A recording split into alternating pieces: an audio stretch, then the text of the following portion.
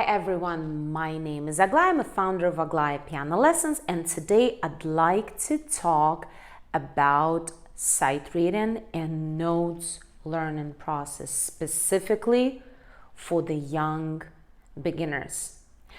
Let's face it, even adult students face a lot of challenges and often quit lessons at all because they simply do not know how to memorize the notes, how to start sight reading. But if we talk about reading sheet music, if we talk about the first learning attempts, it's the same, essentially the same thing as learning any language. So what do you need to learn in order to be able to speak language?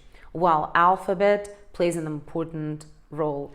Even if we can just start listening and speaking, watching movies, whatever, at some point you want to make sure that you know how to read in a certain language. Same thing. So imagine that if you decide to start taking piano lessons, you will start picking up on a new language. Isn't it awesome?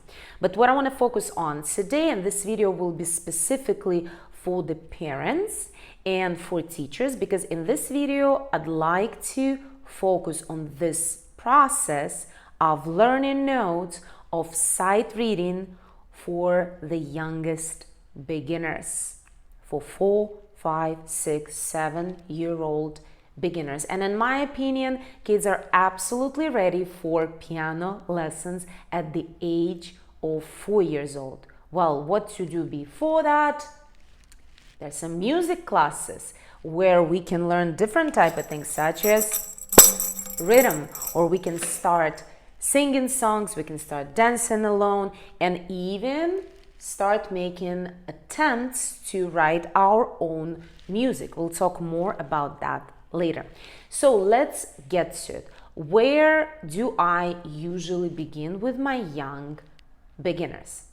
So the first and most important thing that, believe it or not, is the step that a lot of teachers or a lot of parents that help their kids to learn the piano skip, is to get kids familiar with the piano.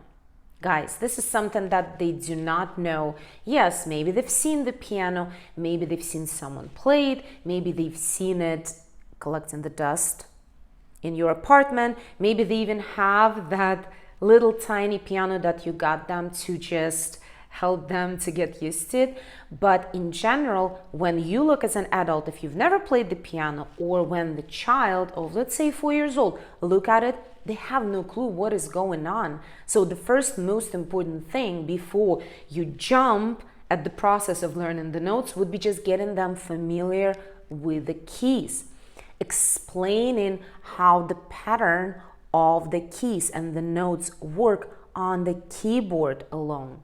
There's so many amazing resources out there and tricks to get kids there. Let me share a few with you. So first thing that you actually want to do, you want to get the stickies. There can be this like very simple stickies that look like this, can be purchased online, bought in any drugstore, and the other ones look like this. I honestly prefer this because they do not cover the entire keyboard. Now you'll say, oh, what about those stickies that I place on a keyboard that I can order somewhere on Amazon, and it already has music stuff with a note there, so it allows a child to learn that? No, no, no, no. You don't want to place anything else besides the letter of the key. And please let a kid to sink into the process and actually get familiar with the keyboard. Do not skip this important step. Now, there are also so many fun ways to do that and get them familiar with the keyboard. So at first, you're placing stickies over there. You can use different colors for different keys and color coordinated with the song this way. Or you can also place different colors for different octaves. So kids also get more familiar with it, and they will be seeing that here I'm sitting in the middle of the keyboard, and that's where I usually sit. Here I need to move a bit higher, a bit lower, and play around with that. Grab some pencils. I always have like color pencils here. Grab some pencils, draw a picture, associate each and every key with a certain color.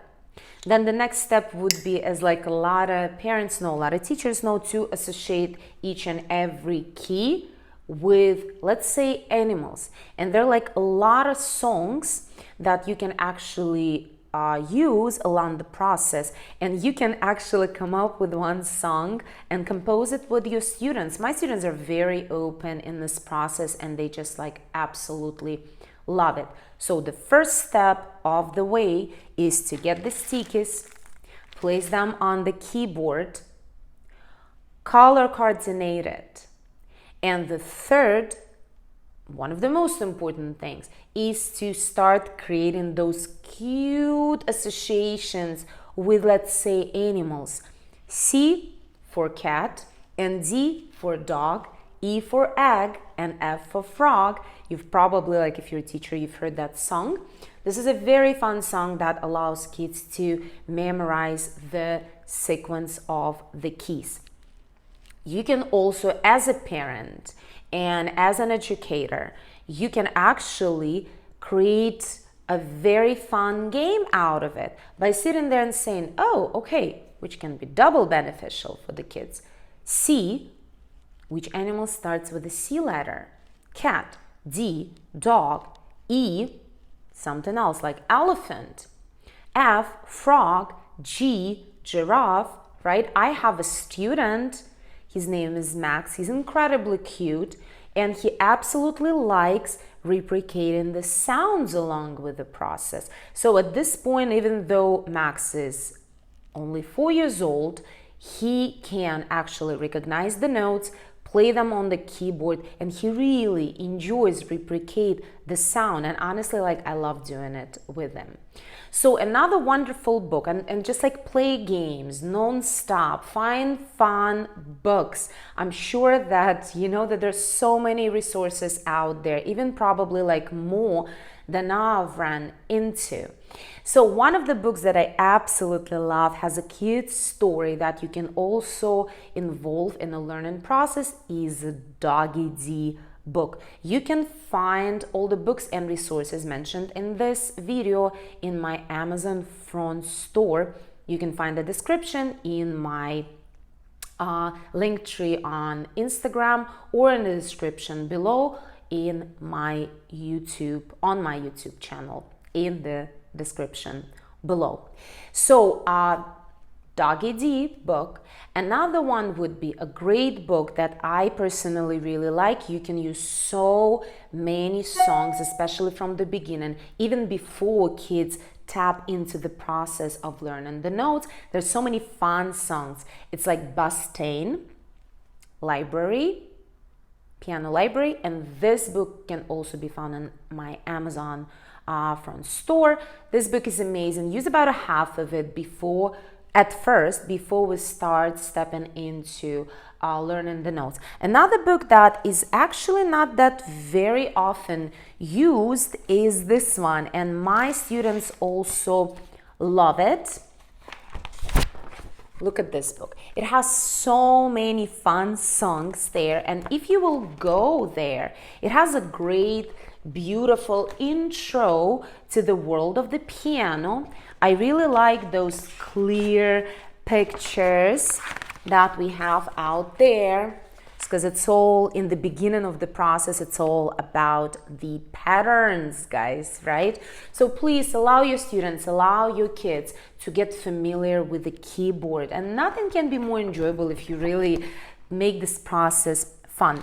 What I also use when I just start introducing my students to the notes, and later on, see, like, I love my instruments, guys. Xylophone, I love this one. It's colorful, it's fun. It also helps the younger beginners to learn the pattern. That's what we want. And we want to ask them to play skips and seeing where it's going to bring them. Steps. We can start introducing kids to that concept that is crucially important sight reading process. Even here, don't only focus on the piano. Bring this in. Make a lesson fun. Make a lesson creative. So I've covered that. Then another group of books that I will never stop raving about, it's Wonder Keys. And what I have actually here, I have Wonder Keys for preschoolers. And guys, I absolutely love that this book actually has a great intro not only to the world of the piano, but also focuses a lot on rhythm. And it's, guys, it's so much fun. Look at all those like cute characters that we have there. I absolutely love it. I love these books because after those few books, I have another book for preschoolers. Right here, as you can see, we have Next Level, which is a primer level of Wonder Keys, also 3 other books. And I just really like this fun and gentle intro to the world of music because, guys, a lot of you out there, I bet, I'm talking to adults right now, did not pursue your passion in the learning process simply because you're afraid to get back to this process. You're afraid because you had a negative experience possibly, or you think that it's going to consume all the time in the world. But whatever is the reason, please trust yourself, trust your intuition. There are a lot of great teachers out there who can reintroduce you to this beauty. And this is something that can bring so much joy into your life, something that can help you to lead a much better lifestyle. So, but we'll talk about it in another video. Let me dive back to the book. So another very important thing that I always include in a learning process, this fun books about classical music. First of all the selections of a classical music are just amazing. So do not only read this book with your students or with your kids, because I often give this as a homework for my students and for parents, and actually usually the entire family enjoys the process, but also ask your students to listen to a classical piece and draw a picture. So like we really want to prepare a child before they go and dive into the process of learning notes. We want to prepare them for it. We want them to know why they're doing it for. We want to share our passion for music. We want to make sure that we introduce a lot of game, a lot of fun into the learning process. So by the time we need to start introducing the notes, kids are actually excited and happy about it rather being resentful. Right? Just like think about yourself as adult. Would you just like really want to go and take a chemistry class if you've never been interested in that? If someone says that you have to do that? No, even if someone would share that with you, that they had such a great time learning that, you want to know why you're doing this. If it would bring joy and if it would bring value. So I feel like we should treat kids the same way, and we should like really make sure that the base that we put in there for this beautiful plant, before we put the seed in it, the seed of music, and it blossoms eventually into a beautiful flower of interest, of lifelong passion, we need to make sure that we prepare kids for it. So I hope this whole process was useful. Now, once the time comes and you feel like your child or you feel like your student is ready for the process, again, get creative and creatively start introducing your students or your child to the world of sight reading, of introducing them to the beautiful alphabet that will help them. And that's how I usually explain that. That will help them to write their own music and to read someone's thoughts in the beautiful language of music. Wasn't it beautiful? Oof. I love that. So one of the books that I absolutely love starting the process with, and there are like a lot of them, Doggy D is one of them, I mentioned that. This one, you guys just like look at this book. I just like love touching it. I love looking through it. Look how pretty this book is. Look at all those like colorful, beautiful pictures. Wouldn't you want to learn with that? Why do you think that your child is any different? They want to have fun with the process. So, and as we go through the pages in the beginning, we see those beautiful like intro pictures, and I usually talk about two kingdoms of right and left hand, and I want to record the entire video intro for younger students, going in details through that process. I think that's something that would help parents and possibly teachers to sum up some stuff in a very fun and creative way. But I want to go here to these pages and show you an example of activity that I actually practice with my students. I really like this page where we have the very first note, C, D, E, F. And what I like about it, that like each box has 3 options. And what we usually do, I usually stay on one page and I go on and I point at the note and I say, is this note C, A, or B? The child plays C. Is this note D, B, or A, D? Is this note? And I go first in the right order, one after another, C, D, E, F, and then I start actually pointing to the notes in the random order. But like you kind of gotta create this pattern. Is this note C or A or B? C. Is this note C or F or A? F. This is note D or C or A, D. So you kind of create that rhythm, and my students absolutely love it. So you start with this. You can also come up with the same type of cards, and I'm going to be getting to the process of creating cards next. But what I do in this page, after that, I open this page where I do not have any options. But here, your kids or your students already feel very much supported that they have options.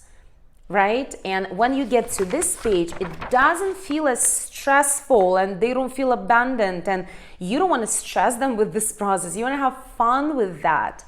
So you get to this page, and here we don't have any options, but here it's going to be a super game. Let's say for some tiny little prize, and I have lots of those. You can also find them in my Amazon storefront.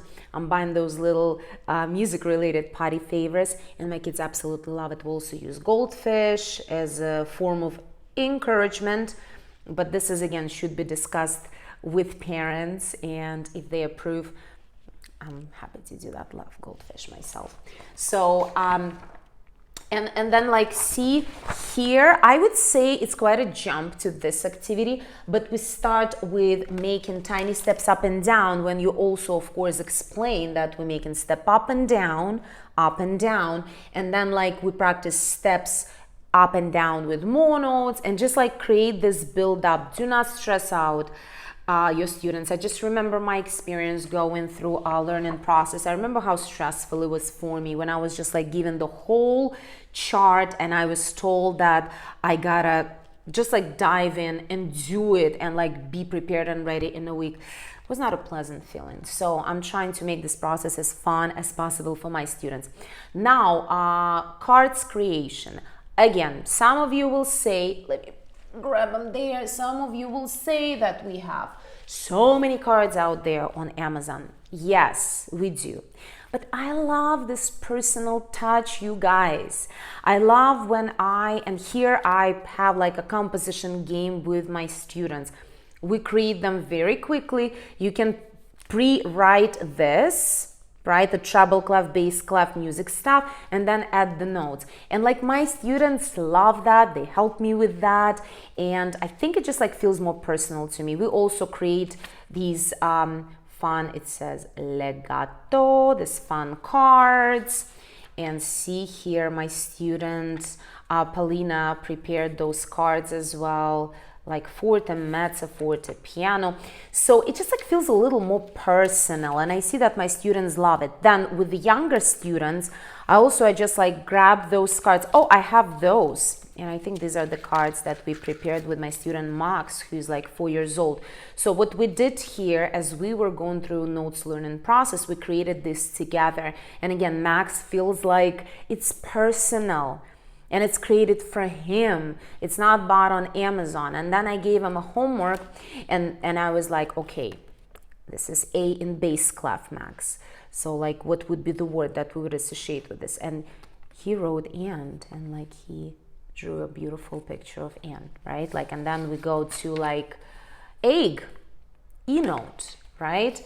And then we go to D note, and we have this cute doggy from Max over there, right? So it's just like, guys, it creates this like beautiful feeling, and I think students enjoy it more, and they respond well to it.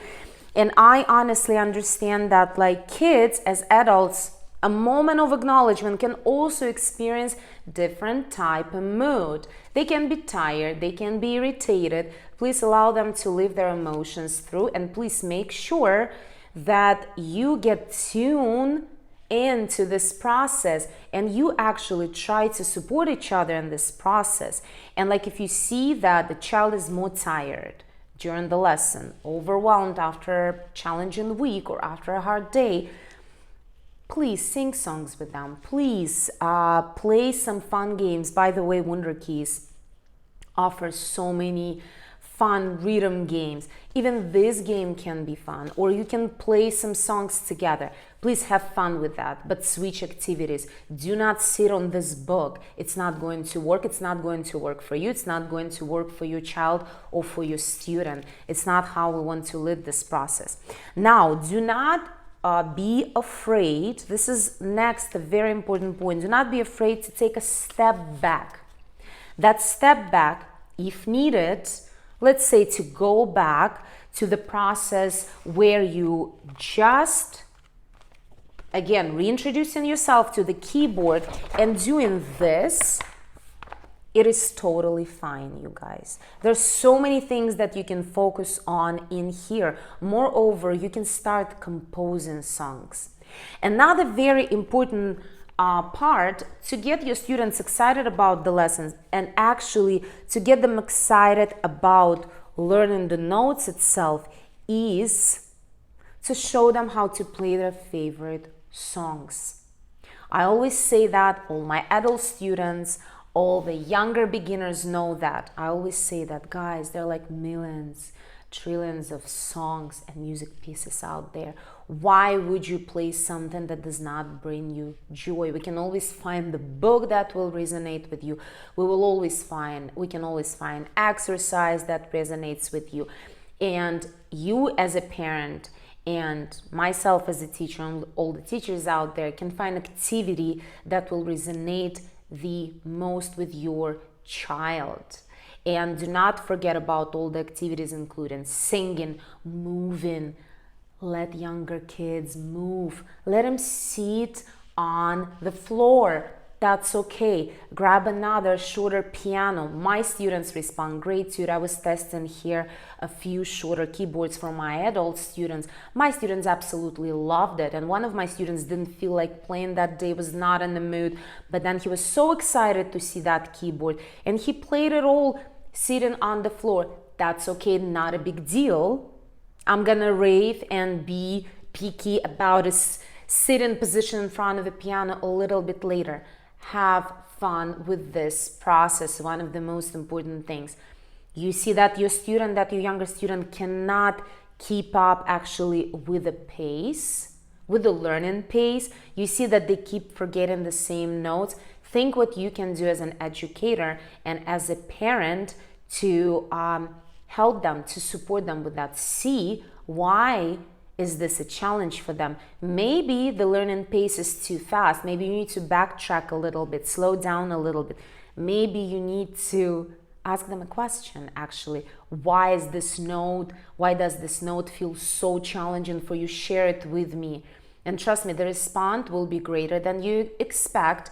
And I think this is, in general, in life, a very important way of like improving things or getting more connected to people around us. Is just like asking them what are their expectations or why are they struggling with certain things. And we as educators can definitely help kids to establish this very, very healthy way of expressing themselves and actually achieving results in learning, and not only but also like communicating much faster than if they would not be asked.